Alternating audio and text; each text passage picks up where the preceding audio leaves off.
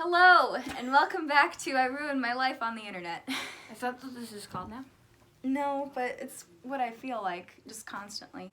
If you didn't read the title, we're going through my fanfiction that I wrote when I was 14. Can I sum it up so far what's happened? Sure, go for it. Okay, so the first chapter we met our main character, Lillian, we haven't really learned much about her, and this wizard comes. Wait, we know she's a hobbit. She's living in a giant hole. She's really short, especially for a hobbit. Yeah, she likes to read, and she collects jewelry.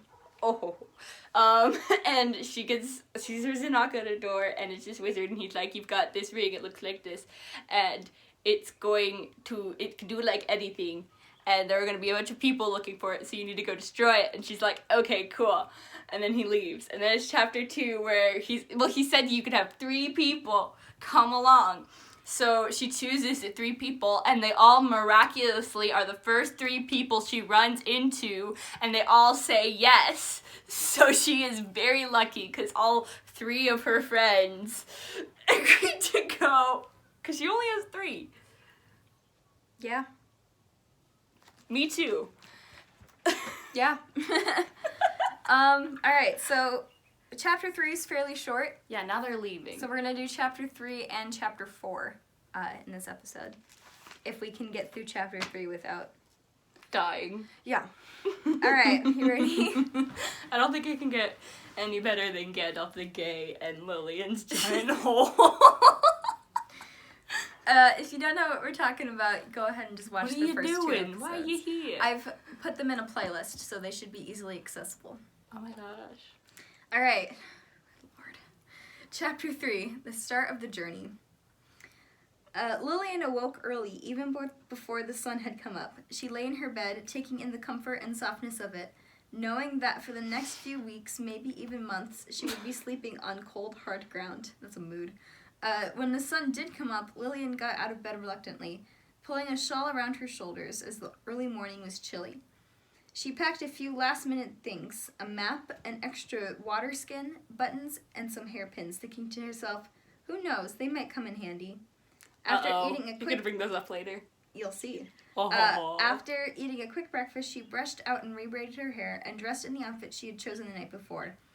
And looked at herself in the mirror. This is another lovely run-on sentence. There in the mirror was a reflection of a simple hobbit that...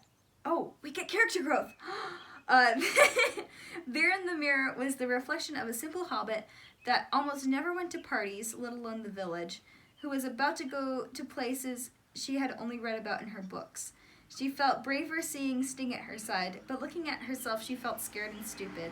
I am going crazy, she thought to herself, shaking her head. I feel scared and stupid every time I see a reflection of myself.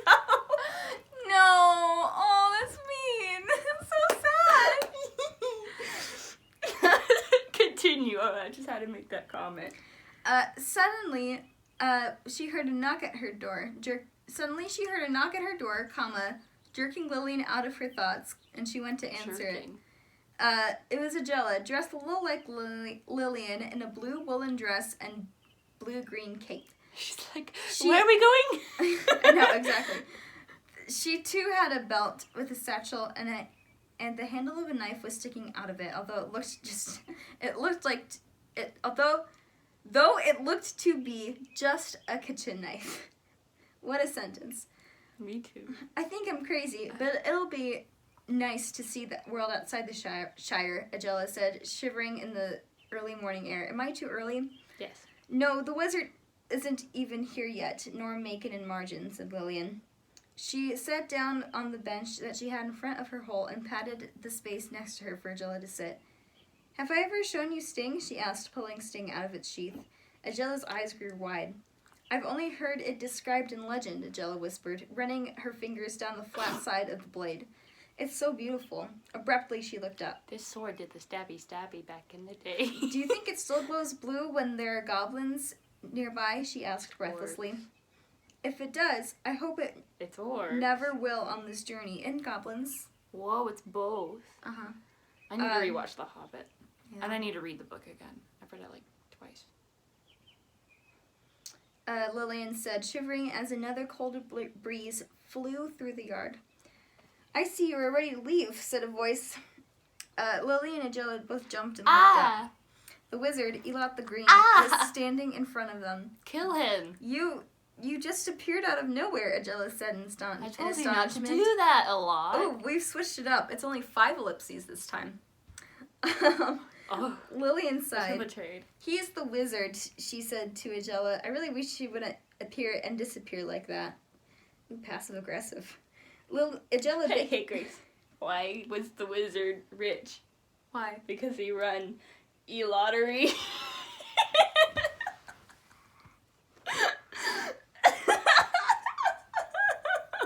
I hate you. I'm gonna keep trying to come up with those. It's a great name for puns and stuff. Agela bit her lip. Oh, here's a quirk. It was a habit she had when she was nervous or concerned, so keep an eye out for Agela biting her lip. You know, you could just, like, keep having her do it when she is nervous and concerned, and then you'd be like, I didn't have to spell it out. I see. Well, we do have our hands full, she mumbled. I heard that, the wizard said. He looked around. I see you have one companion. Do you have 2 others? No. He inquired. I'm alone. Yes, they are coming, Lillian said, looking down the road. At least I hope. Wait, there they are. Macon and Margin. I feel like this would be a lot more compelling if, like, I had set up any characters or backstory or, like, will they, won't they tension. Because this is adorable. I love this. But, like, I feel like it's so... generic 14-year-old. Oh, everyone falls in love. I've never been in a relationship. I know everything there is. Hey, I had been in a relationship. I was in a relationship when I was 10 and we kissed. So there. Oh, shoot! What? Oh my gosh, that's so zesty. I did not know that. Why have you been in 2 relationships? How? Okay, and you want to hear No this? offense. We're totally sidetracking now. But, it was actually super romantic because it was at Park Day in Virginia. And you know the creek? We went all the way to, like, where the small creek... I remember like you the were, like, in love, but I was also, like, 6 when we moved, so I was a tiny child who didn't know anything. I don't know if you remember, but there was, like, the small sewer creek that we were allowed to play in, and there was the bigger creek that we were allowed to, like, play in when there were adults there. I can't remember. So, we went all the way to where the small creek met the big creek, and we had one of his friends as a lookout, and we kissed there. So, it was actually really cute and scenic. Do you still talk to him at all? No. Jeez, no, he broke it off with me. I was pretty heartbroken. What? At 10? I still have the bracelet that he gave me. Why haven't you written this?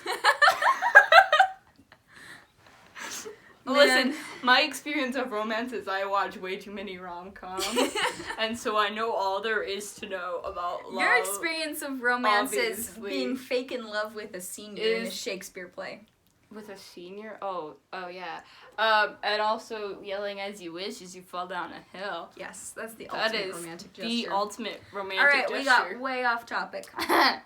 Where were we? This is what people ask for. Okay, Macon and Margin were coming up the road. Macon smiling at the morning, and Margin was looking pleasant but a little bit worried. They too were wearing capes and satchels. Macon had his medicine bag with him, and Margin surprisingly had a sword on his belt. Lillian knew it had to be a family heirloom like Sting was. Hey, look, Macon talks. It's a lovely day, isn't it? Macon said when they reached the gate of Bag End. He took a deep breath, perfect for the start of something like this.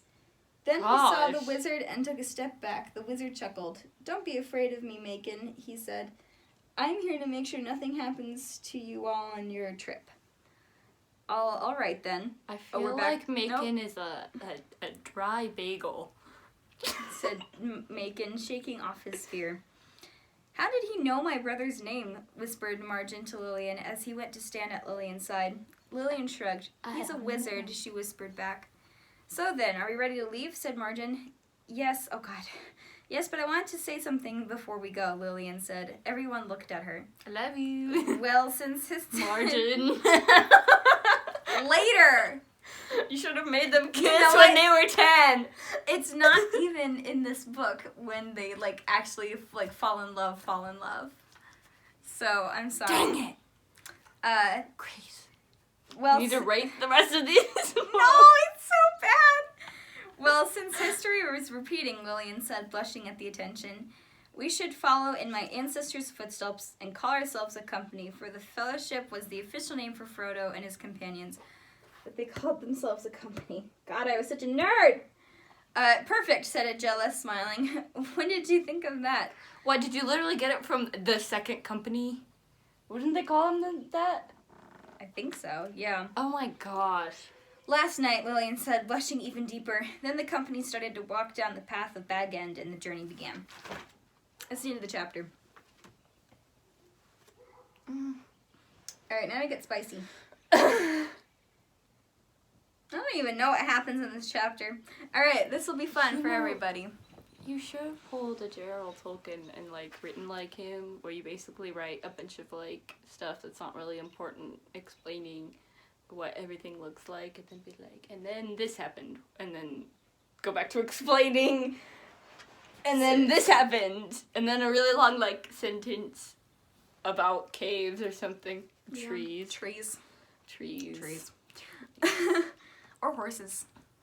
Oh yeah, he did like his horsies. Okay, chapter 4. The first day and the Orc territory. Spicy. The first part of the journey was the easiest one. Just the 2-day journey through the woods that lined the Shire. No one what to do while they walked, so they sang and told each other stories that they had memorized. You're like, ha, they sing. I was going to write songs, but then I discovered that it was too hard, so I didn't. You just write poetry, my dude. Yeah, but 14-year-old me didn't want to write poetry. Try to sing. Oh, I can. They walked until the sun was about to disappear behind the trees, and they decided to rest for the night. Macon had found a cave that, through thorough exploration, was proclaimed safe. That's when Margin realized he'd forgotten to bring matches. Gosh dang it, Margin, you had one job. This is the only reason we brought you along, Margin. Are the matches? It's lucky I remembered to bring some then, Lillian said. Never mind. She pulled a book of them out of her satchel and tossed them to Margin, who was looking relieved. Thank you, he said, taking a match out and striking it. I can't believe I was that stupid. What was the plan? You are stupid. Soon a nice roaring fire was going. It's showing that Margin is dumb because he didn't bring his matches. Did he not read the what to bring sheet? The what to bring sheet? Which had like a knife from your kitchen. The wizard is one of them. And just matches. He didn't bring the matches. The ring? Oh gosh. Oh shit, we forgot the ring. This roaring fire was going, keeping the cold breezes that were drifting through the cave away from them. Elot had walked out of the cave and hadn't come back, so the hobbits retired without him. But no matter how hard Lillian tried to sleep, she couldn't. Either she was scared or uncomfortable, or maybe even a little of both. But she couldn't drift off. So finally she went outside the cave to sit in the fresh air. Lillian sat looking at the stars, finding the pictures that she had been shown when she was a little girl. After doing this for about an hour, she lit one of the candles she had brought with her and took the ring out of her pocket to examine it. She had once thought it to possibly be the ugliest ring she had in her collection. But holding it there, it swam in her sight and then became beautiful, the best and most valuable ring she had in her possession. It seemed to whisper to her, calling her name, telling her to put it on and whisk away to someplace far away from where Lillian was sitting, a place where Lillian would never be found, forever alone with not one person watching her. Lillian almost did as the ring told her. Almost, but she was more strongly willed than that. Ha! Yeah, suck it, Frodo. Wah! Lillian put the ring back in her pocket and went back to looking at the stars. Sometimes sitting there, she fell asleep without knowing it, because when she opened her eyes, the sun was coming up and Elot was standing in front of her. Dead. Lillian stood up quickly, brushing herself off. No, wait. This is what should have happened. She should have fell asleep there. Orc comes by. What's this? Oh, it's a hobbit. Death. And then Margin comes out and he's like, oh crap. And then he's like, well, I guess I need to take the ring now. We're getting into spoilers. What? She dies? Margin takes the ring? You're You're killing Lillian. Elot smiled, or at least his eyes crinkled. You're killing Lillian? The cave tea credited Lillian, he asked. Lillian blushed. I was looking at the stars last night, she said, although the words sounded like a feeble excuse. Well, I've I've misplaced the ring. Well, I think you should get back into the cave before your companions wake up, Elot said, as he himself ducked back into the cave. Lillian followed, wondering where he had gone the night before. She managed to get a small fight going before everyone else woke up. And you know what? I don't think I had any idea where he was going either. I think he just needed to wander off, and so that's what he did. He's just like left. No, he was going to the mall. Now I'm trying to be With the his hobbit. Wizard, his rainbow wizard buddies. He's allowed to What do that. I wouldn't do for a cup of tea this morning, Angela said, shivering. The Well, days will be getting colder, joke's Lillian on said, you. handing Angela a piece of bread. I suggest you get used to it. Angela rolled her eyes and Macon laughed, but Margin was serious. This is not really a funny matter, he said. The weather may be a problem with the journey we are taking. Wow, Margin's such a buzzkill. Lillian quickly became somber as Margin's words sunk in. Margin is right, she said, standing up, and that means we have to travel as quickly as possible. She turned and started to walk toward the cave mouth. The rest of the hobbits looked after her in shock, but Elot said, Lillian is correct. We need to be on our way as soon as possible.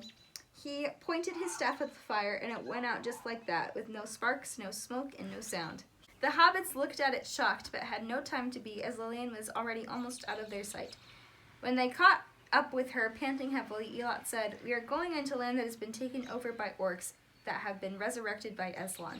What the frick? The sooner we get across it, the better. You've just made new words. They continued, unnerved by his words. I don't want Just these about frickin' lunchtime, discount orcs. they reached the end of the path, and there it was. All right, Orcs are us. here's another creative writing assignment, so get ready. The orc territory lay out before them in awful splendor. The land stretched as far as the company could see, and it seemed that long ago a horrible, uncontained fire had spread through it and had turned everything that was stupid enough to stand in its path to ash.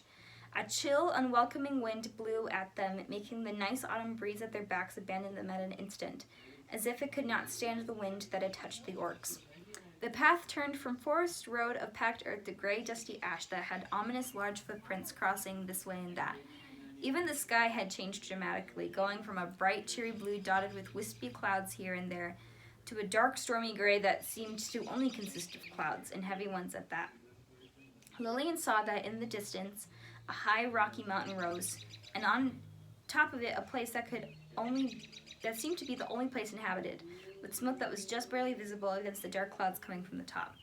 Then suddenly, horribly, right before their eyes, a lone charcoal-colored tree disintegrated into ash, falling down with a soft whoosh as if it could no longer hold its shape. Treebeard.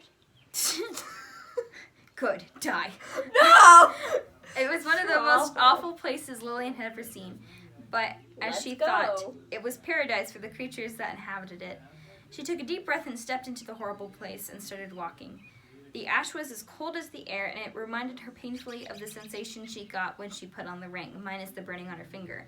But she kept walking, and the rest of the hobbits followed suit. There it is! Followed suit. We're gonna keep a count. That's one. Only Elot remained in the wooded side of the path. He sighed and said to himself, oh shoot, if only she knew what is coming, but it will be for the best. Then he started walking after the hobbits, and the company went into the orc territory. Yeah. I have a theory. What's your theory? Elot is actually like some hobbit kidnapper.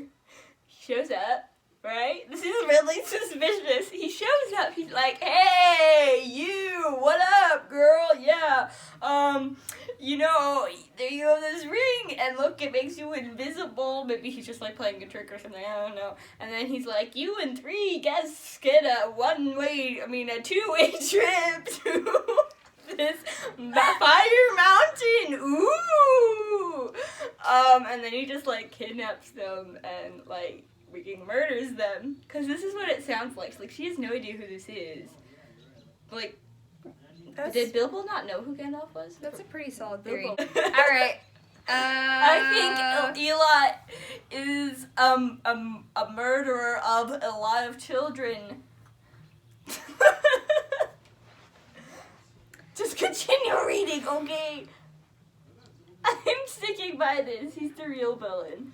The company walked in silence. The only sounds were the winds howling on their footsteps, padding softly on the ashen road. Lillian was pretty sure that she had seen a horse skeleton far away in the distance, though she didn't say anything about it. She didn't want to scare her companions more than they already were. When the sky became so dark they couldn't see, they stopped for the night and set up a small camp under some lone rocks. Margin was about to start a fire when Lillian stopped him. "We want to remain unnoticed," she said. "I want a fire too, but it would give us away." "You're right," Margin said sheepishly, putting the matches back into his satchel. "I'm realizing that I'm very stupid on this trip." So now he gets the matches. Huh. He doesn't deserve those. You should have brought your own, Margin, if you wanted some matches. What do you have against Margin and these matches? The poor guy. You brought it up for a reason. This is obviously important. I don't think it is important. It's very important that he didn't bring the matches. I don't think Sam it's didn't bring important. the rope. He got the rope later. And Margin didn't bring the matches. But he sucks. He should have brought the matches. He had one job. One. Lillian smiled. "It's all right," she said. She knelt down and whispered to him, "I think I'm going crazy." Ooh, that's like full of sexual tension there. I think I'm going crazy. You want to join me? Hamlet. To Ophelia. Yeah. Margin smiled back at her. "I don't think so, Miss Lillian," he said. "Thank you," Lillian said, blushing. She opened her satchel, took out a biscuit, and handed it to Margin. "We need more people like you, people who admit their mistakes. That is one of the reasons I hired you, because you were so honest," she said. We don't need more people like him who forget the matches. You're not going to forgive him for this. I'm not going to forgive him for that. Every time we need a match, I'm blaming him. Now it was Margin's turn to blush. "Thank you," he said, taking the Gosh. biscuit. I swear, half of what everyone in this book says is thank you. And they blushed. And then they laugh. Lillian stood up and went to a place where a walk was overhanging, making sort of a cave. This is very much supposed to be Weathertop, by the way. She lay down and pulled her cape around her, shifted, saying so that she was not lying on it, and stared out into space, thinking until she fell asleep. Lillian awoke to the sound of a hunting horn. She sat up and almost hit her head on the rock. The rest of the company was doing the same, hitting their head on a rock. Elot was gone. Oh, yeah, he's a murderer. When Treble comes, he's just like conveniently not there. Convenient. The sound of the hunting horn was getting louder.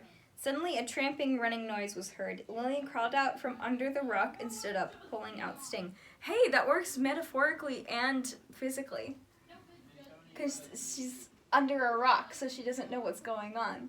So she climbs out from underneath the rock, and then she knows what's going on. That was really clever. I'm pretty proud of that. Wow. You should use that in your later work or something. If I ever have any later work. I'll use it. Lillian crawled out from under the rock and stood up, pulling out Sting. It was glowing faintly blue, but was getting stronger and stronger. No, it should just start "Get up," glowing Lillian green. shouted to her companions. "There are orcs coming." Suddenly, they were in view, a small number of them, maybe 15 or 20, and they were all running toward the hobbits, growling and shouting and making an awful noise. Oh my gosh, stab. They all had a weapon of some sort in their hands. Lillian had already been seen, so she got ready to fight. But the first orc that came near her hit her on the head with the hilt of his sword, and she fell unconscious, and that's the end of that chapter. I told you Elot was going to sell them. Elot's not the bad guy. He is the bad guy, okay? Him and Margin, because Margin forgot the matches, and that is a sin. So we're going to end this episode there. So I hope you enjoyed this. I hope this is worth your time, because these videos are kind of long. It's worth my time. Let me know what you think is going to happen. I've told you what's going to happen. Claire basically spoiled it, but only if I didn't cut it out. Because I edit these Elot videos. is the bad guy? No, Elot's not the bad guy. Okay. We're gonna get some spicy content. It's gonna be Spicy. very spicy. It gets up there on the Scoville But, like, with this next not chapter. between Martin and Lillian. Things can't get very hot between them because Martin forgot the matches.